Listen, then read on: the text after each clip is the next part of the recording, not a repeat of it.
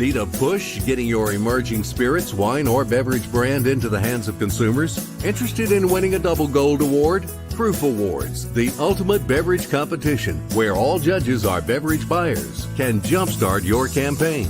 Enter the Proof Awards. It's time to get your spirits, wines, and cocktail mixers the attention they deserve. Take advantage of the Proof Awards exposure and marketing program with Food and Beverage Magazine. It's all about putting your bottle into the right hands. Your brands will be tasted and rated by judges that are all beverage buyers for bars, nightclubs, resorts, casinos, liquor stores, big box retail, and many beverage distributors from across the U.S. Enter your spirits, wine, or beverage brand today. Hundreds of categories to choose from. One simple way to sign up. Visit www.proofawards.com. That's www.proofawards.com. And follow the Enter portal into our competition. Welcome to Proof Live, where booze brands in the right hands. On a quest for the best tipple and toast with the most exciting and respected bottlings. Competing for the 100-point Perfect Score Century Award and the double gold and a spot on the top shelf to be sipped, shaken, stirred, and celebrated. Slide up to the bar with the biggest names in the spirits game as they clink glasses with your hostess, legendary connoisseur Jennifer English, for intimate conversations, live tastings, product launches, and the happiest hour there is. Now, broadcasting live from the commodious confines of the swanky Proof Saloon, where the liquid elite meet, here is your hostess, the Madam of Manhattans, the Duchess of Daiquiris, the Queen of Conviviality, your hostess, James Beard Award winner, Jennifer English.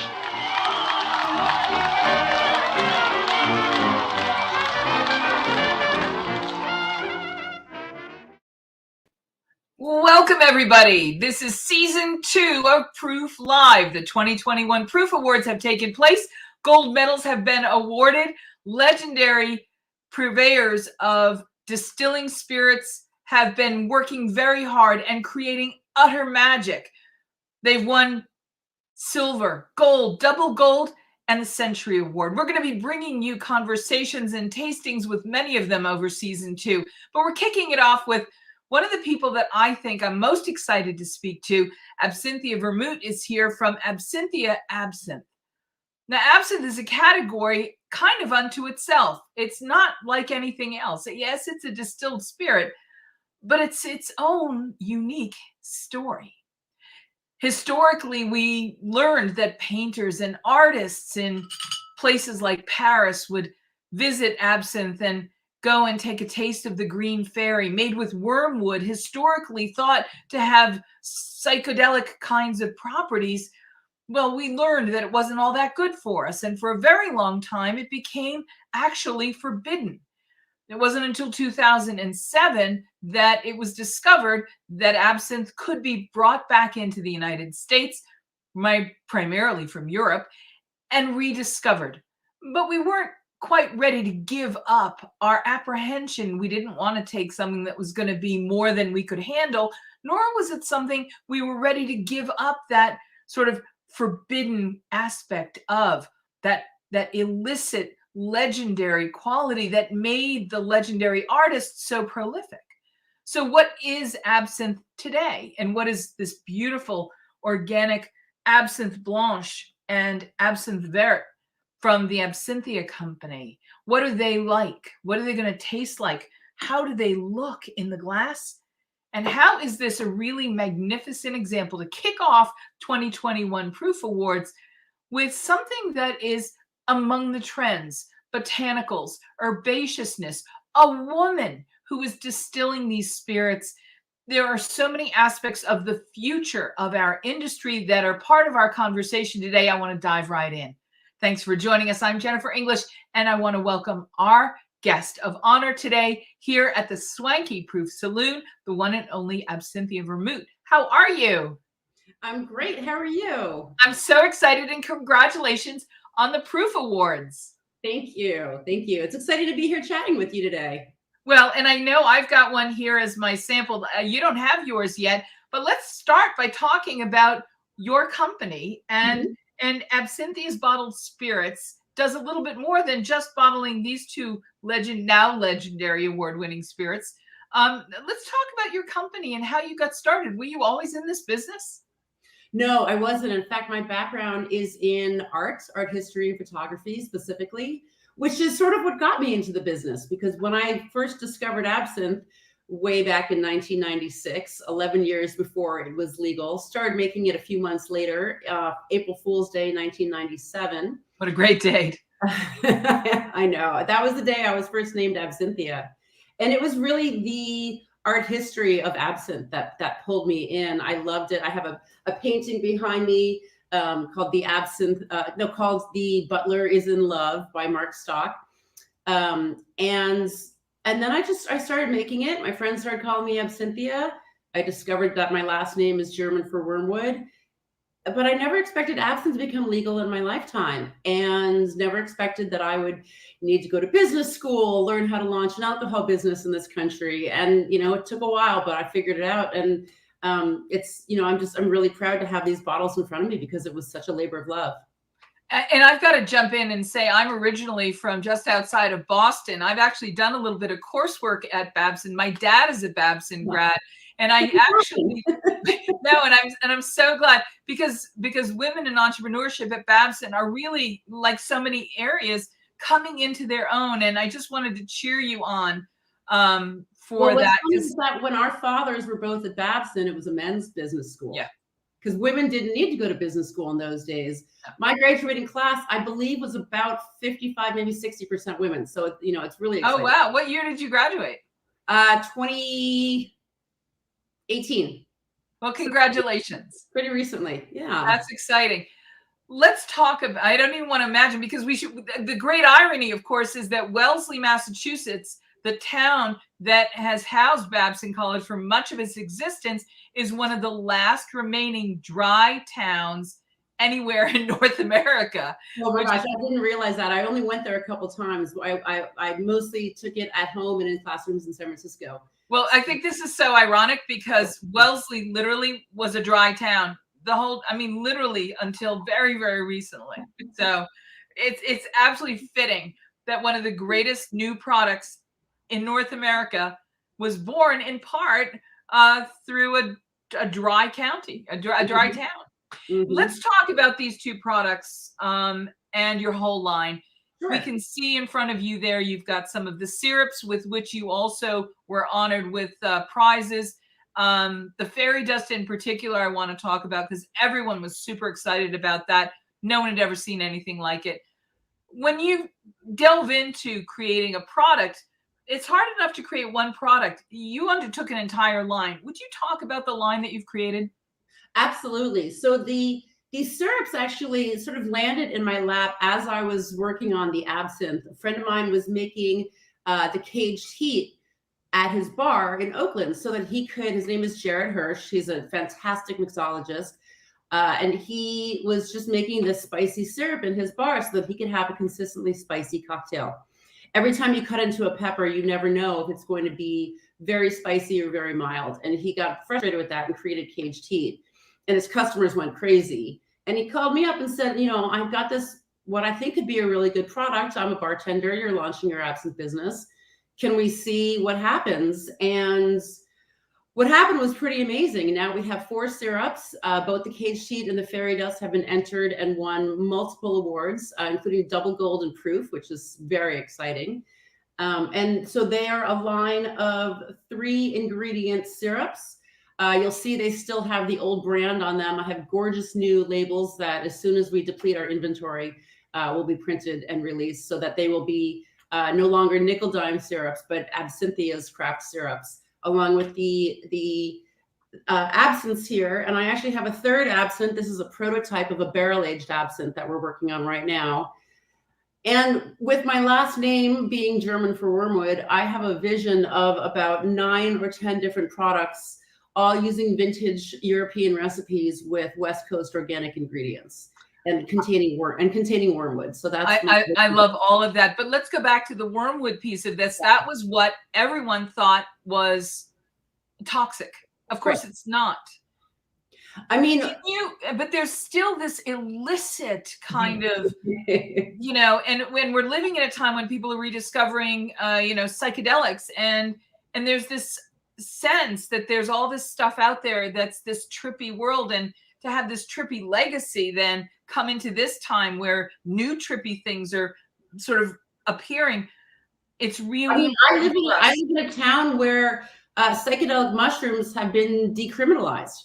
So yeah, absolutely. Wormwood, however, once it's distilled, is perfectly safe to drink. And the people say, well, the European absinthe is different. There's different rules. Not really, because a vintage bottle was studied before the ban was lifted and realized that it was already within legal limits, less than 10 parts per million of thujones, and European is just 35 parts per million, which is really, two ways of saying nothing, right? So distilled wormwood is perfectly safe to drink. In fact, if you wanted to get high off of the absinthe, the alcohol would get you first. Let's talk about your lovely product, Sure. the Blanche. We'll start there. It's very clear. It's a beautiful distilled spirit. And on the label, it's described as a grape neutral spirit distilled with herbs. Yes. Not herbs and spices, just herbs. Can you talk about what recipe you finalized upon to create this? I wanted to find a recipe that tasted similar to what I had been bootlegging all those years.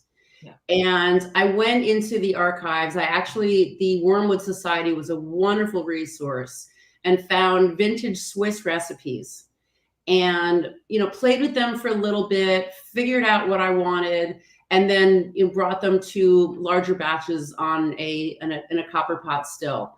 And so the Blanche is straight out of the still. The Blanche was actually very popular during the ban, because if you didn't color your absinthe green in the bottle, nobody knew what it was.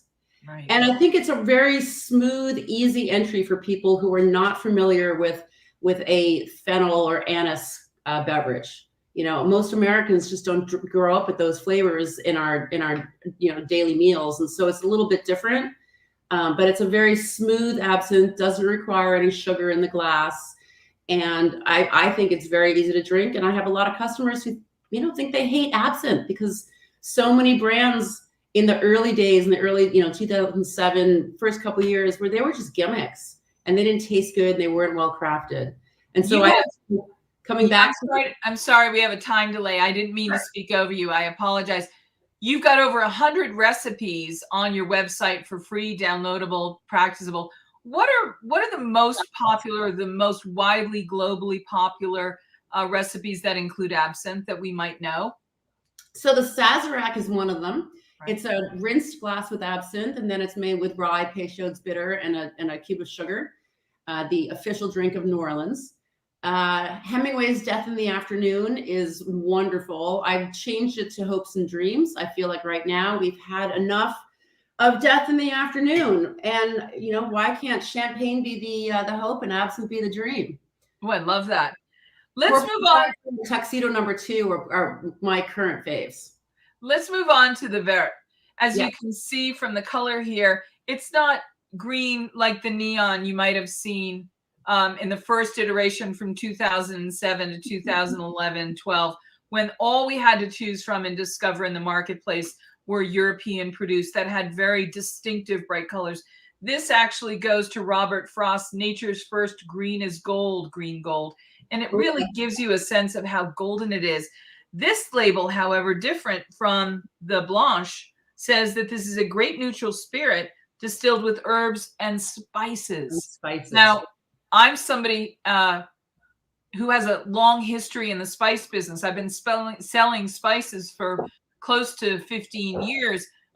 And to me, I can really distinctively smell the spices that are in this. And it has a much deeper note that comes from the spices and the rich sort of essential oils that spices give to whatever you put them in or whatever you infuse with. And it's so interesting. This has a very distinctively different aromatic than the Blanche. Mm-hmm. The Blanche, it really does smell as though it's a bit sweeter. And this is much more verdant and herbaceous and botanical. This really seems botanical more than this. This seems like it's almost sweet. So now add a little bit of water to each glass and see what happens. Because the taste changes, the color changes, the water hits the anethol from the anise and just opens it up, which you'll find in ouzo or Iraq, but absinthe has that special trinity of herbs, the wormwood, the anise, and the fennel. And when those open up because of the anise, it changes it, and it essentially it blooms.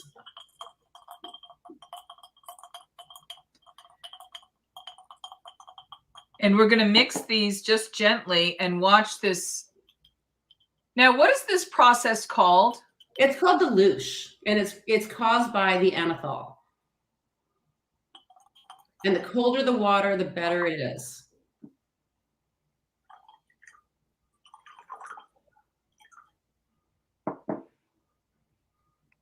And look at this beautiful milky. Oh, wow. And the aromatics just blossom and bloom, don't they?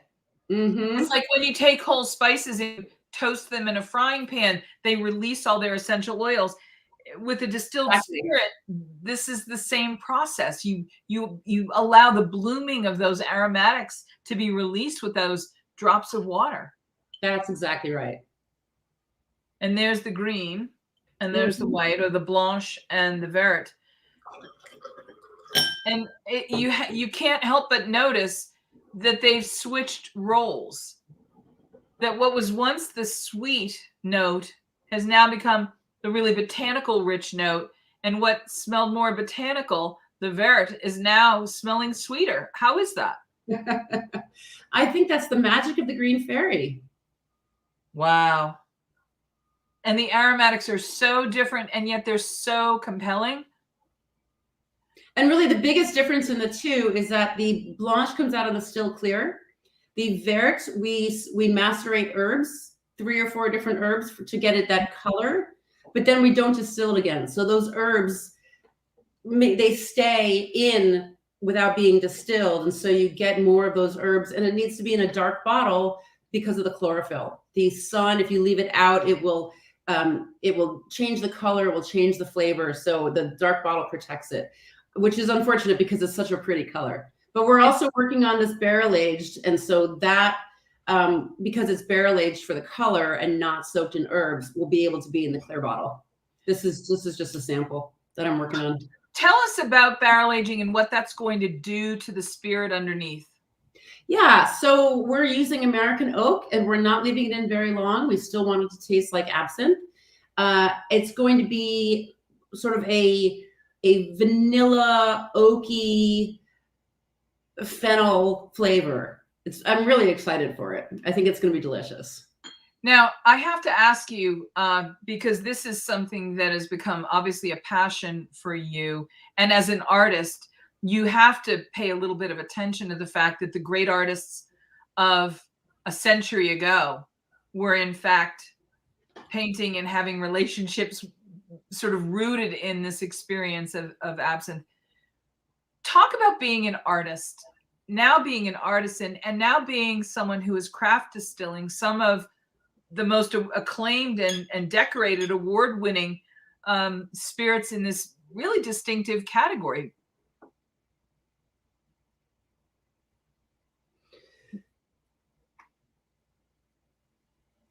I'm not sure what the question is there. What's the question, Jennifer? As an artist. Yes. I really am curious about how the relationship between absinthe as a product,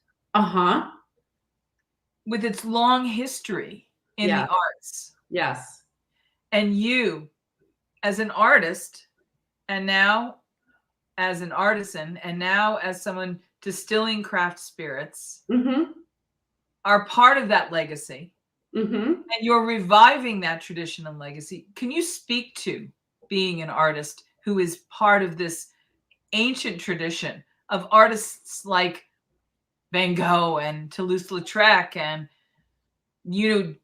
Oh, I don't know if you can compare me to artists like Van Gogh and Toulouse-Lautrec, but they definitely inspired me. And I really feel I feel unique in having both a BFA and an MBA, right? Where I started life as an artist when I was a little girl. I just wanted to be an artist when I grew up. And, here I am, a business owner making alcohol and syrups, but yet this is such a creative outlet for me, making the products, working with my designers, making videos, taking photographs. I mean, I love it. Setting up the set for shoots like today. It's how I express my creativity these days. Absolutely. The art in my house. I have the Mark Stocks, the Butler is in Love absinthe painting, and I have a whole absinthe lounge in my house where I like to sit and read and sip absinthe. So it's definitely a creative expression for me. Absinthe is not like any other spirit. It's not a liqueur. It's not a cordial. It's not a vodka. It's not a gin. It really is its own thing. Mm-hmm. Can you talk a little bit about what absinthe is in terms of how we would enjoy it, when we would enjoy it, and where we would enjoy it? So I read an article in about 2008 in the Wine Spectator that said, because of the American palates, we are going to come to absinthe through the cocktail and not through the louche. And what we just did, of course, was the louche.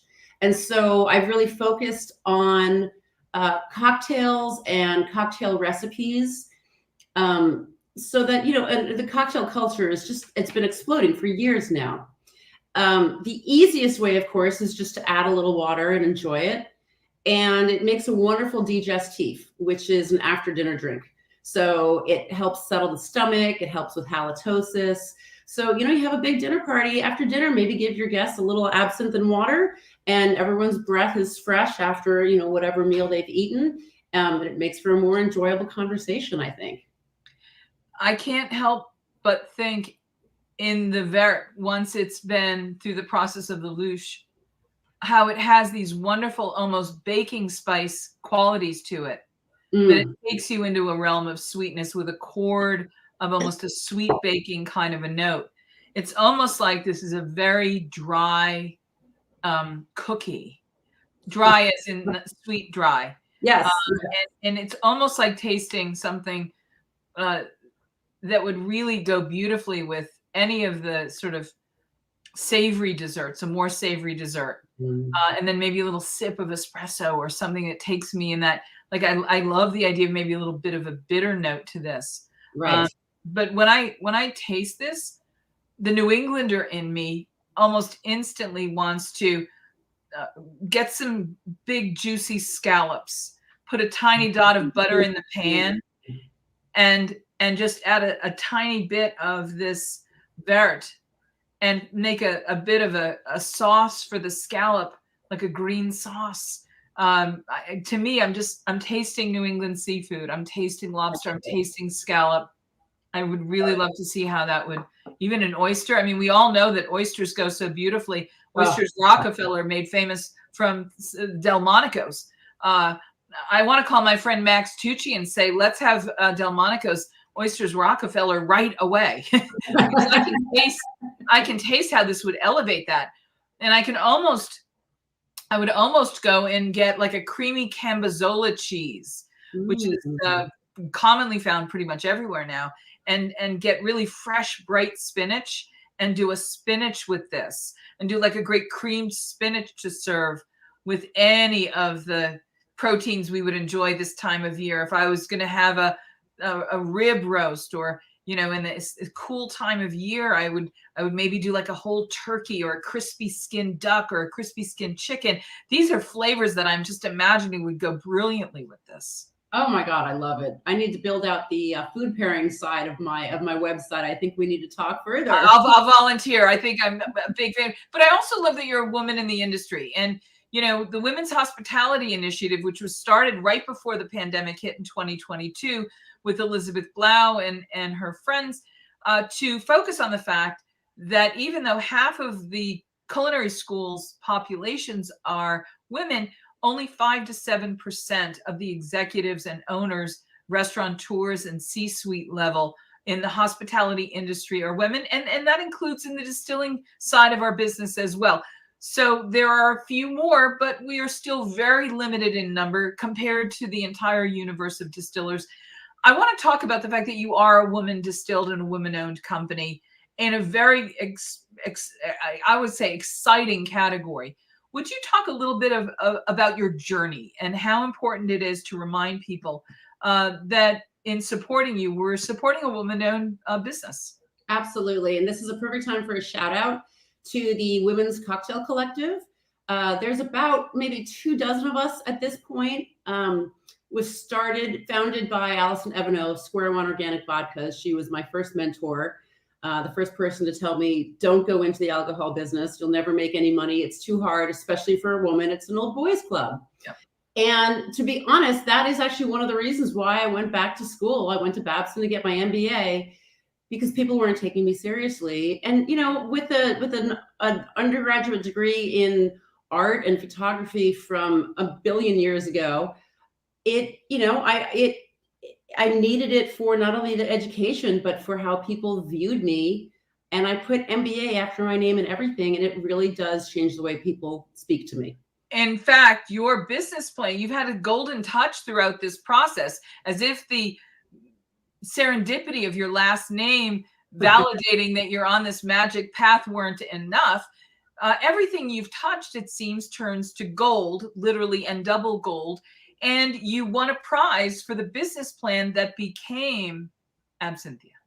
That's right. That's right. I originally wrote the business plan at the San Francisco Renaissance Entrepreneurship Center and won Best Business Idea. So, and that was 2012. When you're a maker, things are ready when they want to be ready. Nothing happens overnight. And it just, requires a level of patience that I don't normally have. Well, we're getting some comments from our friends watching along on Facebook and YouTube. And Orcus Black has said, I'd like to learn more about cooking with this. And thank you for the questions.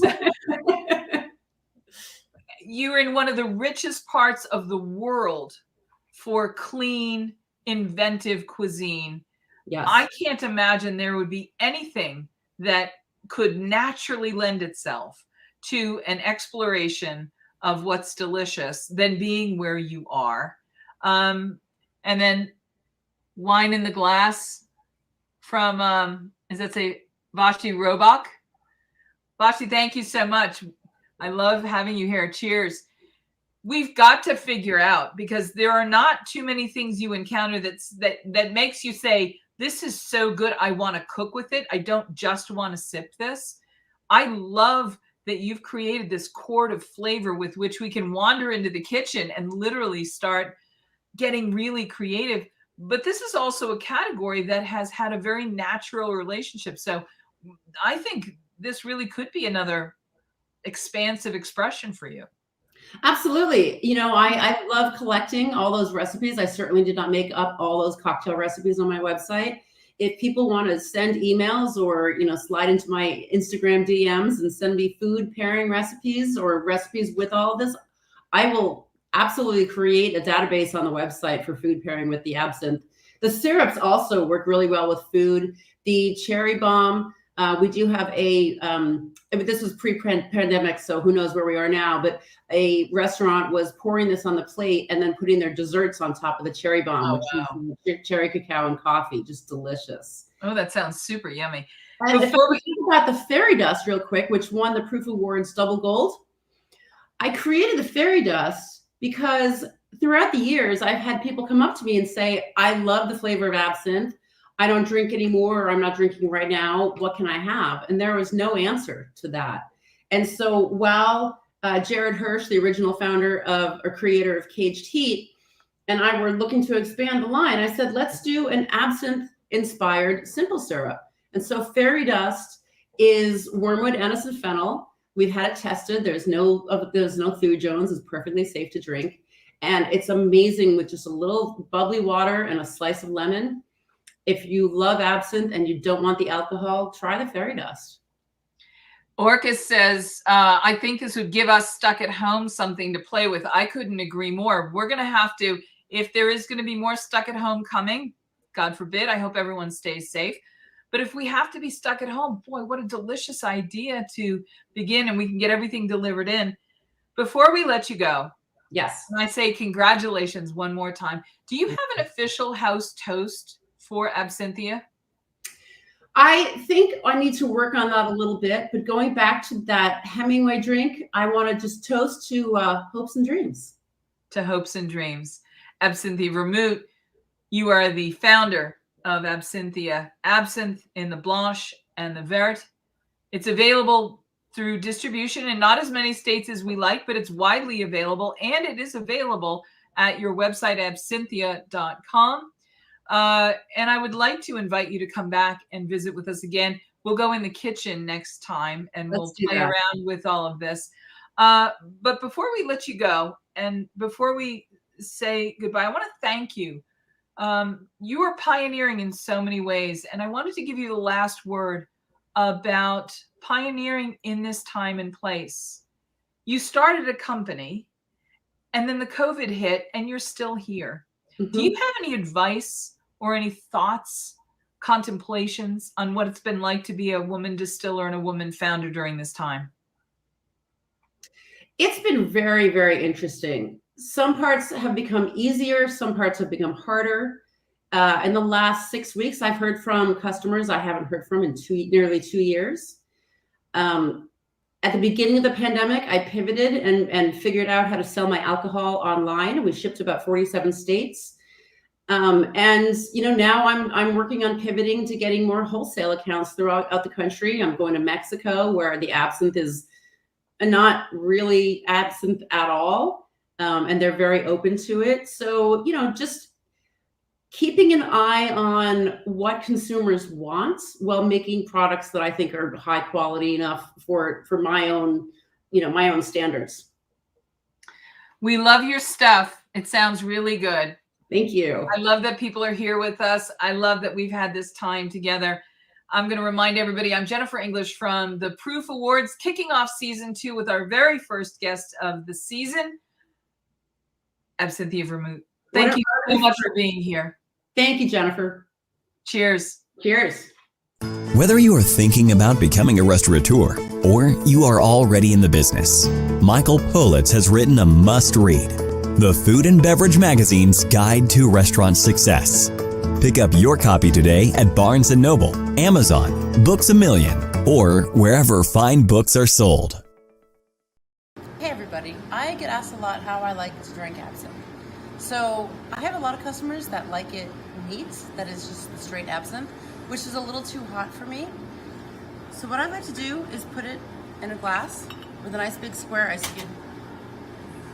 I'll just simply pour the absinthe over the ice cube, and then I swirl it around so that it louches. Because the absinthe contains anise in it, it will louche, turn that milky color. This is an absinthe blanche, which is going to turn a milky white. And you can see it's starting to turn a little bit white right there. Again, that's from the anise. There it is. And that's how I know it's ready to drink. Cheers.